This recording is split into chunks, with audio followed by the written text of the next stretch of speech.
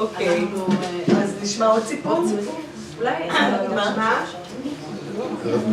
אנחנו ריכזנו את זה אימא מאוד מאוד אהבה הרבה שנים לקנות בגדים אצל משה.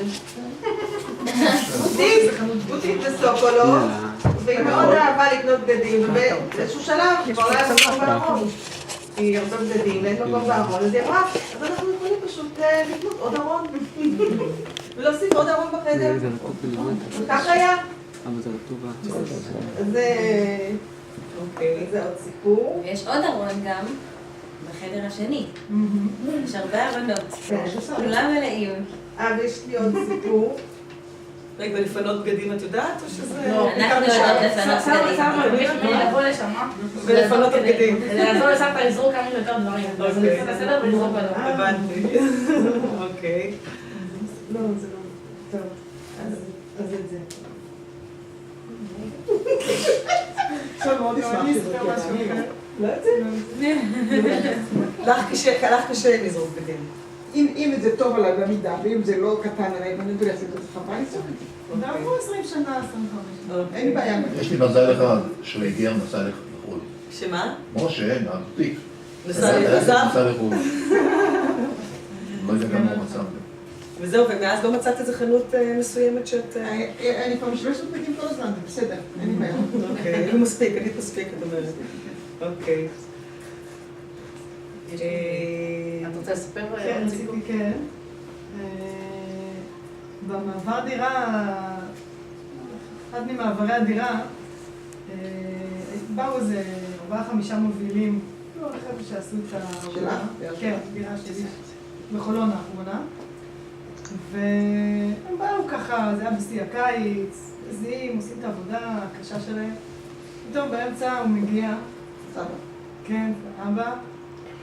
חבר'ה, עכשיו אתם בהפסקה, הביא שקית עם מלא סנדוויצ'ים, עם חביתות, עם טונה, אתה זוכר את זה?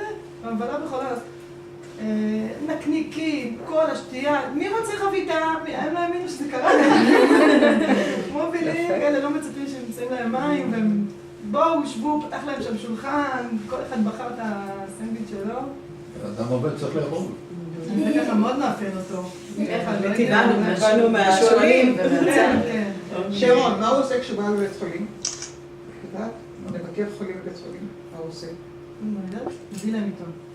לא, כשאתה בא לבית חולים לביקור, מה אתה עושה לאחיות? מביא לאחיות, עוגיות. כן, בורקס, עוגיות, צוות. אוקיי. הם מאחלים לי תמיד שאני אהיה בריא, אבל לא. שתמשיך לבוא, כמבקר. כמבקר חיים. לא חשוב מה, אבל לבוא. אוקיי.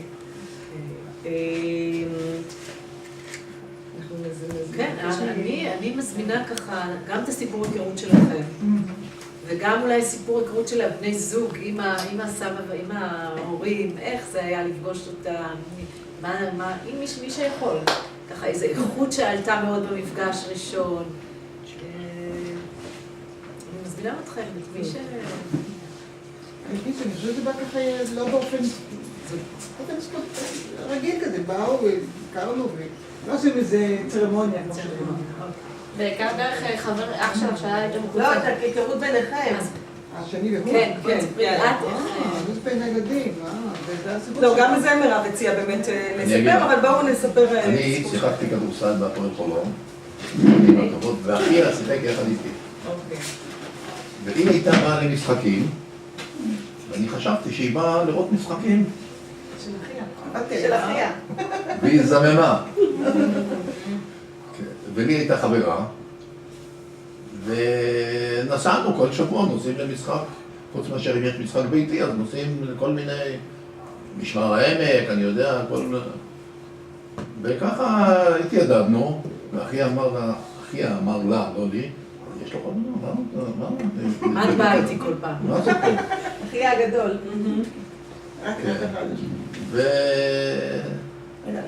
אמרתי לה, דיברתי איתו, אמרתי לו, תירגע, אל תדאג, אני לא רוקד על שתי חתונות. אני יושב, מחליט, עושה לט, אנחנו יושבים, נוסעים, רואים משחקי כדורסל, זה הכל. ובסוף הנה, זה מה שיצא. לקדתי אותו בסוף. זכדת אותו. אז רגע, מה...